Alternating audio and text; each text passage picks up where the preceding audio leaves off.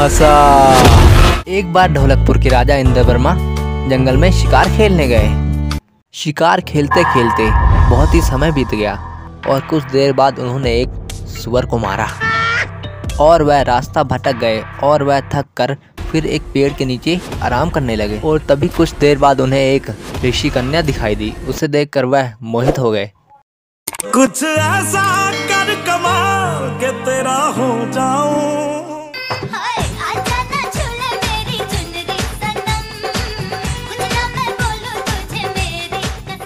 मैं ये कहा है दिल से, मोहब्बत हो गई है तुमसे। हम तुमको निगाहों में इस तरह छुपा लेंगे। कितना हसीन चेहरा, कितनी प्यारी आँखें, तेरी चुनरिया दिल ले गई। मैं जा रहा हूँ दूर, तुम आवाज दोगी क्या? और थोड़ी देर बाद फिर वहाँ पे वह ऋषि खुद ही राजा के पास आ गए और फिर राजा ने कहा, प्रणाम ऋषिवर। आयुष्मान भवा। हे राजन, तुम यहाँ क्या करने आए हो? शिवर, मैं शिकार खेलते हुए यहाँ रास्ता भटक गया था। अच्छा, तो तुम मासूम जीवों को मारते हो, ये काम बंद क्यों नहीं कर देते तुम? ऐसे मासूम जीवों को मारना अच्छी बात नहीं है। क्षमा ऋषिवर, आज से मैं शिकार नहीं खेलूंगा, मासूम जानवरों को नहीं मारूंगा। फिर ऋषि ने कहा, हे राजन, हम तुमसे प्रसन्न हैं, तुम हमसे वर मांगो, तुम जो मांगोगे हम वो तुम्हें प्रदान करेंगे। फिर राजा ने, मुझे आपकी कन्या का हाथ चाहिए, मुझे उससे विवाह करना है। और फिर ऋषि ज़्यादा न सोचकर दोनों का विवाह करने के लिए राजी हो गया।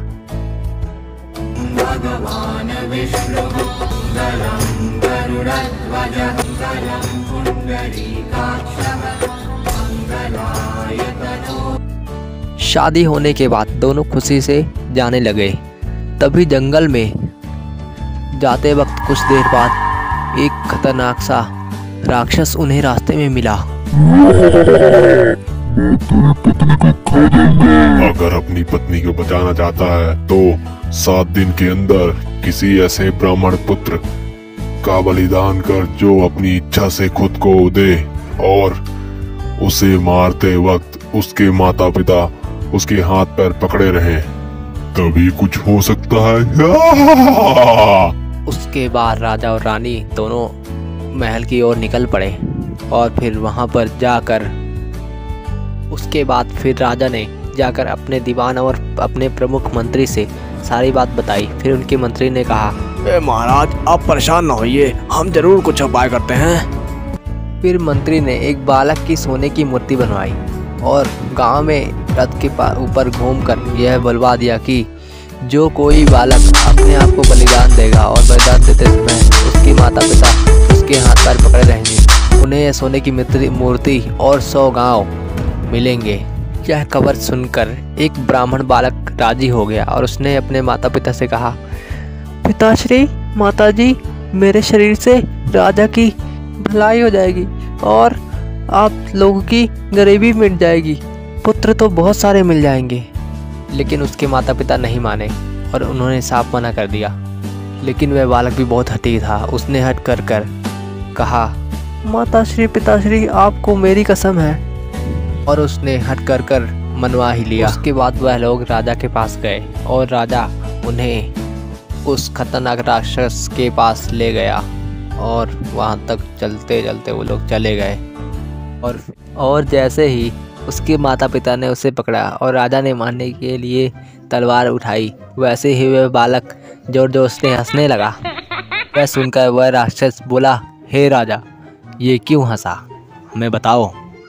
तो फिर राजा ने कहा, हे दानवराज, यह बालक इसलिए हंसा क्योंकि मुसीबत और डर के समय आदमी रक्षा करने के लिए अपने माता पिता को याद करता है। यदि माता पिता ना हो तो वह राजा से रक्षा मांगता है।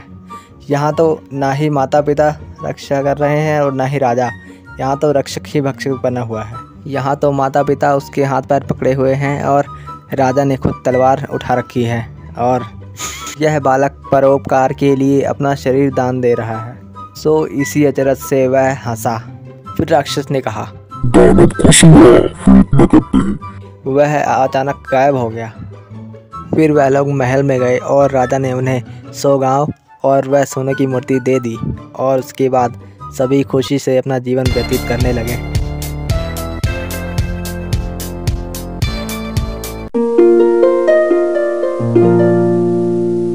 सब्सक्राइब फॉर मोर इंटरेस्टिंग कहानियाँ। शायर बना डकैत। ए भैया, मैं कवि हूँ और पहले भी था और बाद में भी रहूँगा, लेकिन थोड़ा गरीब हूँ। अरे भैया, पैसा नहीं है, कैसे पालूंगा कैट? मजबूरी ने मुझे बना दिया डकैत। कोई नहीं रहता है मेरे साथ फ्रैंक, अब समय आ गया है लूटने का बैंक। इतना मत हो शौक, पैसा नहीं है इसलिए कर रहा हूँ कैट वॉक। ओए, जेब में रखी है गन, नहीं है मेरे पास टैंक, लो आ गए बैंक। वो मोहतरमा अर्ज किया है, तकदीर में जो है वही मिलेगा, अपनी जगह से कोई नहीं हिलेगा। नहीं तो एक कैशियर, अपने ख्वाब मेरी आंखों से निकाल लो, जो भी है तुम्हारे पास जल्दी से मेरे बैग में डाल दो। ओए लाजो, नाचना है तो नाच लो और मेरी बात कान खोल के सुन लो। भुला दे मुझे क्या जाता है तेरा, भुला दे मुझे क्या जाता है तेरा। गोली मार दूंगा जो किसी ने पीछा किया मेरा। गुस्सा करने से आ जाता है संबंधों में दरार, लो मैं हो गया फरार। ओ भैया, बुरे कर्मों का होता है बुरा फल, जब तक मिलता नहीं तब तक जी लूं ये खुशी के पल। ओ भैया, कर लो सब्सक्राइब, मिलेगी नई नई कहानी। आशा करता हूँ खुश रहे आपकी जिंदगानी।